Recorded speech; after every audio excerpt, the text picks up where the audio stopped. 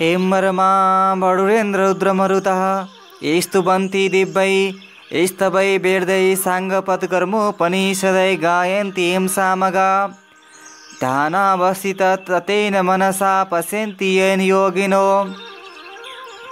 यशान्तनविदु सुरसुरगणा देवाय तस्मै नमः। श्रीमर्चन्दचर्तित्वजलवपु शुक्लम्बरामल्लिका मालालङ्कृतकुण्डला पर्वीलसम्मुक्तावली शोभिता सर्वज्ञाननिदानपुस्तकधरा रुद्राक्षि मालाकरा वागदेवी वदनम्बुजेव वसतु मे तरलोके माता चिरं मकुं करोति वाचलं पङ्गुलङ्घयति गिरिं यत्कृपातहं वन्दे परमानन्दमाधवं। नमो भगवते तस्मै व्यासायामित तेजसे यस्य प्रसादाच्चामि नरकतामिमं। नारायणं नमस्कृत्य नर चैव नरोत्तमं देवीं सरस्वती व्यास ततो जय मुदीरयेत्। हरे नमः।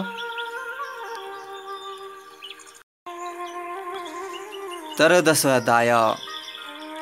कुमारजी आज्ञा गर्नुहुन्छ, हे अगस्त्य त्यसपछि पौष शुक्ल पूर्णिमाको दिन आयो र पार्वतीले श्री विष्णुको उपदेश अनुसार सखी समेत भई हात खुट्टाका नङ काटी स्नान गरी पवित्र भई एक भक्त रही एकचित्त गरी नित्य मध्याह्न कालमा श्री महादेवको पूजा गर्न लागिन्। महिना दिन पुरा भयो र माघ शुक्ल पूर्णिमाको दिन सम्पूर्ण सामग्री तयार गरी श्री स्वस्थानी परमेश्वरीको विधिपूर्वक पूजा ध्यान जप र स्तोत्र पाठ गरिन्।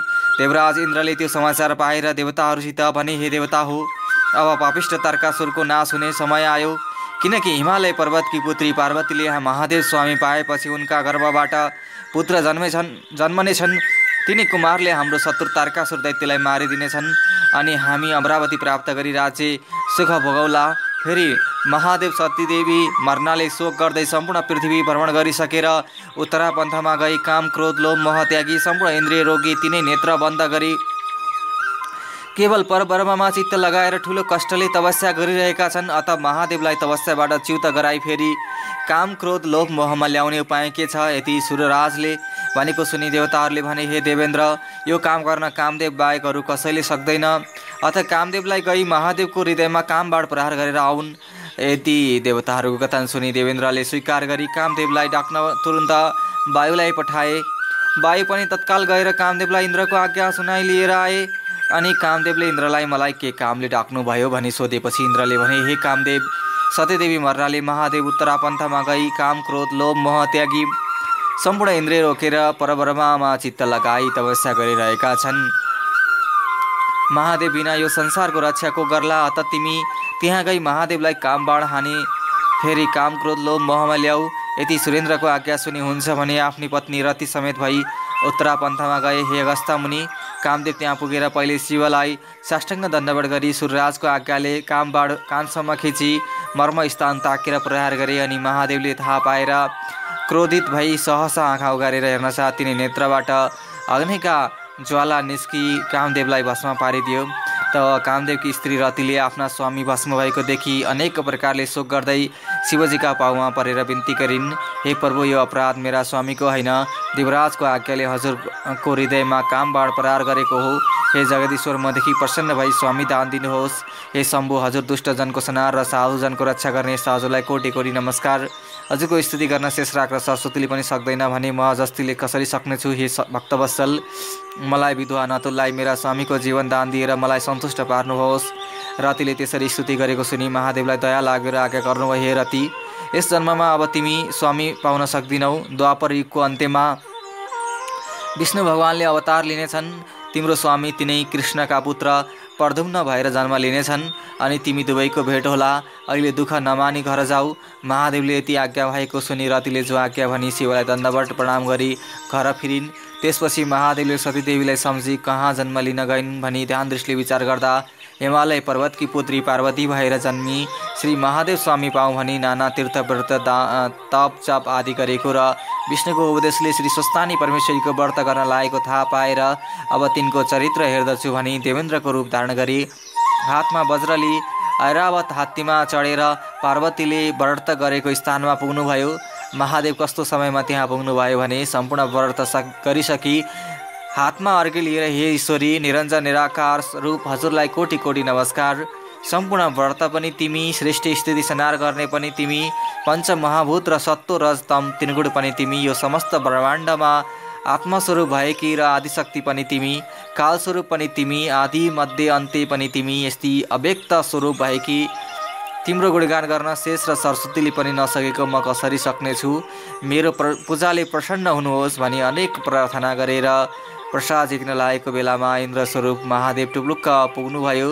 तब पार्वतीले देखेर यथायोग्य सत्कार गरी, हे देवराज, के कामले आउनुभयो, आज्ञा होस् भनिन् र इन्द्रस्वरूप महादेव आज्ञा गर्नुहुन्छ। हे पार्वती, तिम्रो श्रद्धा भक्ति देखेर म प्रसन्न भएँ। महादेव स्वामी पाउन भनी तिमीले यो व्रत गर्यौ, तर ती महादेव कस्ता छन् भने बौला जस्ता महानिर्घिनी, नाकका गहना लगाएका, बाघको छाला कम्मरमा बेरेका, भूतप्रेत प्रथमगण सातमली बुढो गोरुमा चढेका, दाहिने हातमा डमरू र बायाँ हातमा त्रिशूल लिएका, विष भाङ धतुरो खाई निर्लज्ज चाहिँ डुल्ने र अघोर मूर्ति भई श्मशानमा वास गर्ने, तिमी भने यस्ती परम सुन्दरी छौ। यस्ती सुन्दरीलाई त्यस्ता महादेव स्वामी कदापि योग्य छैनन्। म सम्पूर्ण देवताको राजा हुँ, बरु मलाई स्वामी तुल्लाई स्वर्गकी रानी भएर अलभ्य सुख भोग गर। यति इन्द्रस्वरूप महादेवले आज्ञा भएको सुनि पार्वती रिसले चुर भई भन्न लागिन्, पापिष्ट इन्द्र, मैले यस्तो श्री स्वस्थानी परमेश्वरीको व्रत गरेको स्थानमा आएर महादेवको निन्दा गर्यौ, म यो सहन सक्दिनँ। अब म तिमीलाई श्राप दिन्छु भनी श्राप दिन तयार भइन् र इन्द्रस्वरूप महादेव डराई, हे पार्वती, म इन्द्र होइन, तिम्रो चरित्र हेर्न इन्द्रको रूप धारण गरेर आएको हुँ। धन्य तिम्रो भक्ति, तिम्रो तपस्याले म सन्तुष्ट भए भनी आफ्नो ज्योति स्वरूपको दर्शन दिनुभयो र पार्वतीले महादेवको दर्शन पाएर मनमा आनन्द मानी साष्टाङ्ग प्रणाम गरिन्।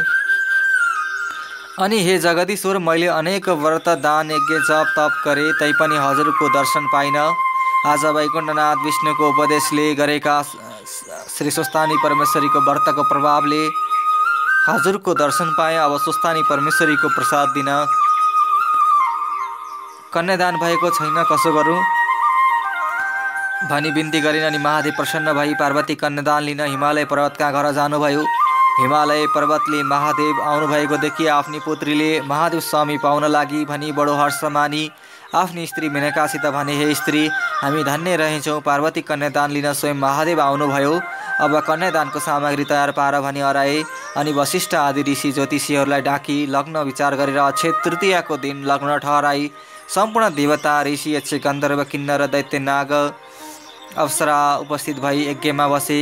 ब्रह्माजी यज्ञ गराउन लागे, अन्य ब्राह्मणहरू वेद पाठ गर्न लागे, अप्सराहरू नाचगानमा लागे। देवकन्या, यक्षकन्या, नागकन्या, दैत्यकन्या आदि नाना वस्त्र अलङ्कार पहिरी ऊभन्दा ऊ राम्री बनी पार्वती कन्यादान दिएको हेर्न लागेका थिए। हिमालयकी पत्नी मेनकाले पनि पार्वतीलाई सुगन्ध लेपन गराई, हिरा, मोती, मणि, माणिक्य आदि रत्न जडेका गहना र वस्त्रहरू पहिराई सिँगारी राखेकी थिइन्। त्यस बखत पार्वतीभन्दा राम्री तिनी लोकमा कोही पनि देखिएनन्। मङ्गल गीत गरी हातमा जौँ तिल कुश लिई हिमालयले पार्वतीको हात समाती मेनकाले सुवर्णको कमण्डलुले जलको धारा दिए। कन्यादानको सङ्कल्प पर्दा हिमालयले सोधे, हे ईश्वर, यस शुभ लग्नमा म आफ्नी पुत्री कन्यादान दिन तयार छु। हजुरको गोत्र के हो? बिना गोत्रले गरेको काम अधुरो हुन्छ र शुभ कर्मको फल पनि प्राप्त हुँदैन भनी शास्त्रहरूको कथन छ। हिमालयको त्यस्तो वचन सुनि महादेवले केही पनि उत्तर दिन नसकी लाज मानी अधोमुख गरिरहनुभयो। हिमालयले पनि पार्वतीको हात समाती महादेवको मुखमा हेरिरहे। विष्णु प्रवृत्ति समस्त देवता, यक्ष, गन्धर्व, किन्नर, दैत्य, नाग आदि कसैले पनि यो त्यसै हो भन्न सकेनन्। त्यसै मौकामा नारद मुनि सतीदेवीका हाडको यन्त्र बनाई शिवगीत गाउँदै हिमालय कहाँ आइपुगे र सबै कुरा सुनेपछि भने, हे गिरिराज, जो सम्पूर्ण ब्रह्माण्डको सृष्टि स्थिति संहार गर्दछन्, जो अहिले एउटै छन् तथापि आफ्नो मायाले ब्रह्मा विष्णु महेश तीन स्वरूप बन्दछन्, आदि स्वरूप पनि हुन्। यिनका मातापिता पनि छैनन्, जात पनि छैन र गोत्र पनि छैन, सर्वव्यापी पनि यिनै, 33 कोटी देवताका मातापिता पनि यिनै, फेरि 14 भुवनमा भएका समस्त जीवात्माका हृदयमा बसेर पाप पुण्यको साक्षी भइरहेका पनि यिनै, निरञ्जन निराकार पनि यिनै। यस्ता ईश्वरको महिमा वर्णन गर्न हजार जिब्रा भएका शेषनाग र सरस्वतीले पनि नसकेको म कसरी सकुला? अत शङ्का नमानी जगदीश्वर महादेवलाई पार्वती कन्यादान देऊ। नारद मुनिले यति भनेको सुनि सम्पूर्ण देवता, यक्ष, गन्धर्व, किन्नर, नाग आदिले नारद मुनिले सत्य भने भन्दै समर्थन गरे। अनि हिमालयले महादेवलाई पार्वती कन्यादान दिए। पार्वतीले महादेवको गलामा फुलको माला पहिराइन् र 3 पल्ट प्रदक्षिणा गरी पाउमा ढोकिदिन्। हिमालयले पनि आएका जति सबै देवता यक्ष गन्धर्व किन्नर दैत्य नाग आदिलाई भोजन गराई यथायोग्य दक्षिणा दिए। त्यसपछि सबैले हिमालयसित भने, हे हिमालय, तिमी धन्य रहेछौ, तिमी चाहिँ भाग्यमानी 7 द्वीप 9 खण्डमा पनि हुन दुर्लभ छ। तिमीले संसारमा जन्म लिएको सफल भयो, किनभने जुन जगदीश्वर महादेवलाई कठोर तपस्याले पनि दर्शन गर्न पाउन्नन् उनीलाई ज्वाइँ रूपमा पायौ। हामी कृतार्थ भयौँ। अब बिदा पाए आफ्ना आश्रममा जाने थियौँ। निमन्त्रणामा आएका सबैले यति भनेपछि हिमालयले आदरपूर्वक सबैलाई बिदा दिए र सबै आफ्ना आफ्ना आश्रममा जाँदा भए। इति श्री स्कन्द पुराणे केदारखण्डे माघ महात्म्ये कुमार अगस्त्य संवादे श्री स्वस्थानी परमेश्वरी व्रत कथाया पार्वती विवाह वर्णन नाम त्रयोदशाध्याय। हरे नमः।